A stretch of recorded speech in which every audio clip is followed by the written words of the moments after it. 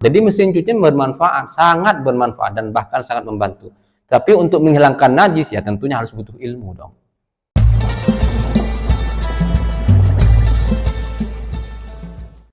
Assalamualaikum warahmatullahi wabarakatuh. Para pemirsa, semoga panjenengan semua selalu dianugerahkan kesehatan oleh Allah Subhanahu wa taala, diberikan umur panjang yang barakah. Amin amin ya rabbal alamin. Berkaitan dengan mesin cuci, tentunya dengan adanya mesin cuci kita juga semestinya bersyukur, karena dengan adanya mesin cuci ini akan sangat membantu khususnya untuk para ibu-ibu yang memang memiliki rutinitas mencuci pakaian, sehingga tidak perlu capek-capek lagi mencuci pakaian secara manual. Cukup dengan memasukkan pakaian ke dalam mesin cuci, kemudian tinggal duduk manis. Nah, di situ juga lengkap dengan pengeringnya. Jadi hal tersebut tentunya memang sangat membantu sekali. Tetapi para pemirsa, meskipun mesin cuci dalam konteks tersebut sangat membantu, sangat bermanfaat, hanya saja ketika diarahkan untuk mencuci pakaian yang najis, itu tidak menjamin.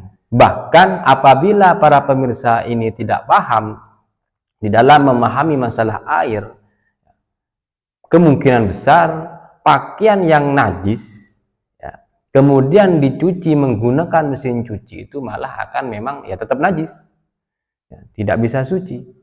Bahkan pakaian ketika dicampur pakaian suci dengan pakaian najis dimasukkan ke dalam mesin cuci, itu bahkan bisa menjadi mutanajis semuanya. Maka dari sini saya akan menyampaikan hal-hal penting bagi para pemirsa ketika mencuci pakaian dengan menggunakan mesin cuci. Sebenarnya ya, mencuci pakaian secara manual atau dengan mesin cuci itu tidak ada bedanya.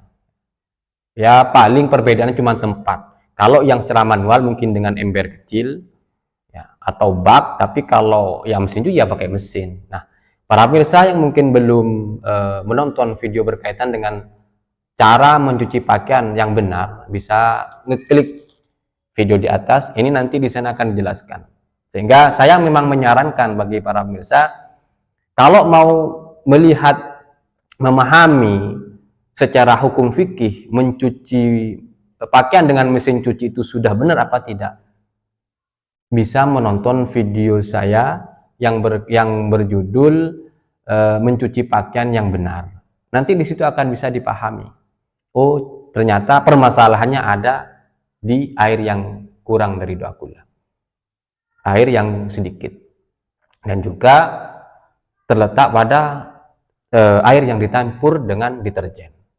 Jadi di sini saya tidak membuat tutorial ya, tapi saya hanya menyampaikan saja hal-hal penting yang perlu para pemirsa tahu, yang perlu para pemirsa pahami ketika mencuci pakaian dengan menggunakan mesin cuci agar pakaian itu bisa suci. Nah, namun sebelum saya melanjutkan, silahkan para pemirsa tonton video berikut ini. Yang cerah dimasukkan duluan ya.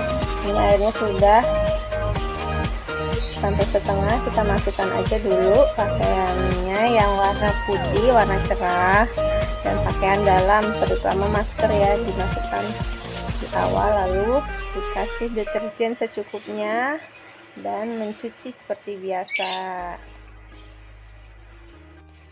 Nah, untuk pakaian kotor, nah, jika para pemirsa mencuci pakaian yang najis dengan cara seperti video tersebut, maka itu tidak bisa menyebabkan pakaian itu menjadi suci. Kenapa? Ini loh catatan-catatan penting yang perlu saya sampaikan. Yang pertama ialah air itu dicampur dengan deterjen. Ini sudah sering saya sampaikan waktu saya membuat video mencuci pakaian dengan benar. Ya. Kalau mau mencuci pakaian, baik secara manual atau dengan mesin cuci, jangan dicampur dengan deterjen. Kenapa? Karena yang bisa mensucikan najis itu ya cuman air mutlak, bukan air yang sudah tercampur dengan sesuatu apapun. Ya. Kan tidak ada bedanya mencuci pakaian dengan air kopi, misalkan air teh. Jadi sama saja, air sabun, air teh, air kopi itu tidak bisa digunakan untuk mencuci najis, itu tidak bisa. Tidak bisa digunakan untuk menghilangkan, itu tidak bisa. Yang bisa menghilangkan najis hanya air mutlak, air yang memang tidak tercampur dengan sesuatu apapun. Jadi kalau air itu sudah dicampur dengan deterjen, maka air itu tidak bisa menyucikan pakaian yang najis, malahan tambah najisnya. Ya. Sehingga di situ bau sabunnya itu harus dihilangkan. Kenapa? Ya, sudah terkontaminasi, tercampur dengan najis. Tambah tambah masalah lah. Jadi kalau mau mencuci pakaian, jangan menggunakan deterjen. Kalau mau mencuci pakaian loh ya, menghilangkan najis.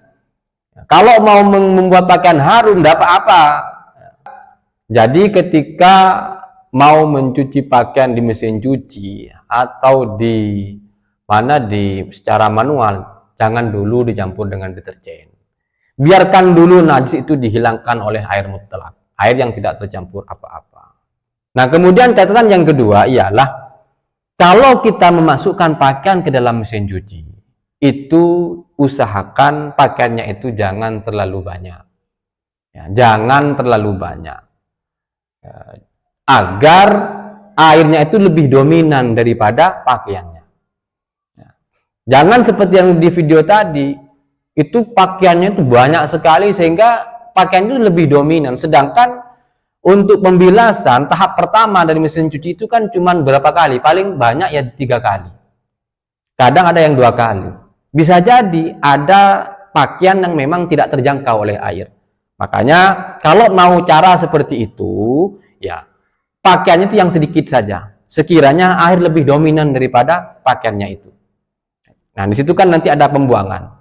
Lakukan itu kalau bisa 3 kali atau 4 kali. Agar betul-betul pakaian ini betul-betul air bisa menjangkau pakaian yang terkena najis. Jadi kalau pakaiannya itu banyak dan dominan daripada airnya, sedangkan proses pembilasan itu hanya sebentar, maka kemungkinan besar najis itu tidak bisa dihilangkan. Makanya saya menyarankan, bahkan ini cara yang paling aman, termasuk di keluarga saya juga mempraktekkan cara ini, yaitu menggunakan mesin cuci hanya untuk menghilangkan noda, bukan menghilangkan najis, tapi untuk menghilangkan noda atau kotoran, atau membuat pakaian harum, gitu saja. Jadi bukan untuk digunakan untuk menghilangkan najis, bukan. Kenapa? Karena pakaian yang masuk ke mesin cuci itu sebelumnya memang sudah disucikan. Jadi pakaian yang najis itu semestinya ya dicuci dulu, dibersihkan dulu secara manual. Contohnya misalkan seperti pakai gayung seperti di video ini.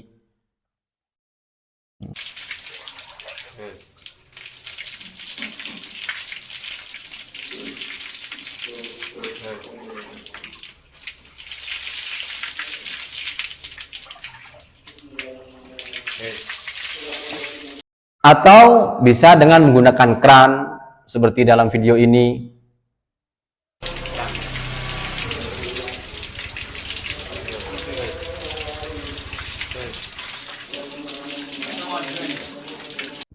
Nah, kalau pakaian itu sudah suci, ya sudah tidak ada masalah, ya sudah. Kalau sudah dimasukkan ke mesin cuci, ya sudah. Jadi tidak ada masalah lagi. Mau langsung dicampur dengan deterjen, nggak apa-apa. Mau meskipun tidak ada pembilasan, terserah, namanya juga pakaian suci. Pakaian suci kemudian dicampur dengan deterjen, ya tidak ada najis di situ. Jadi tidak ada masalah. Masalahnya karena memang pakaian najis kemudian airnya sedikit. Makanya cara yang paling aman untuk para pemirsa yang menggunakan mesin cuci, ini cara paling aman. Dan ini disepakati ya, ialah mesin cuci itu hanya gunakan untuk membuat pakaian harum. atau menghilangkan noda saja, bukan untuk menghilangkan najis. Najisnya cukup dihilangkan secara pakai dengan cara manual saja seperti yang video tadi itu. Jadi itu paling aman. Nah, kalau misalkan mau cara yang tidak mencuci pakaian melalui dengan mesin cuci secara mutlak, ya yang perlu diperhatikan jangan menggunakan deterjen dahulu. Ya. Harus bisa betul-betul pakaian itu sudah betul-betul terjangkau oleh air, kemudian sudah dibuang lah, ada melalui pembuangan ya. Kemudian yang kedua, pakaiannya itu yang sedikit, usahakan air yang lebih dominan daripada pakaiannya. Dan yang ketiga, lakukan pembilasan ini kalau bisa 3 atau 4, lebih banyak lebih bagus. Jadi mesin cuci itu bukan karyanya kiai, bukan karyanya ustadz, bukan karyanya orang-orang yang memang alim, ya. Itu desain dari non muslim, kira-kira begitu ya. Sehingga kita harus pintar-pintar menggunakannya. Nah, tentunya ini memang bermanfaat. Jadi mesin cuci bermanfaat, sangat bermanfaat dan bahkan sangat membantu. Tapi untuk menghilangkan najis ya tentunya harus butuh ilmu dong. Dan kita tidak bisa mencuci pakaian kemudian dengan berdasarkan ya asumsi, dengan ngarang tidak mungkin bisa seperti itu. Karena air itu ada ilmunya, memahami air itu ada ilmunya, ya, menyucikan najis itu ada ilmunya. Ya. Jadi kita mencuci pakaian harus paham ilmunya, harus mengetahui ilmunya agar pakaian yang kita cuci menggunakan mesin cuci itu suci dan bisa digunakan untuk melaksanakan ibadah sholat. Seperti itu para pemirsa. Semoga apa yang saya sampaikan, apa yang saya jelaskan kepada pemirsa semuanya bisa memberi tambahan ilmu yang bermanfaat, kemudian bisa diamalkan. Amin, amin ya rabbal alamin. Seperti biasa, apabila ada yang memang perlu dipertanyakan, tanyakan di komentar. Nanti pasti saya langsung menjawabnya. Wa akhiran, assalamualaikum warahmatullahi wabarakatuh.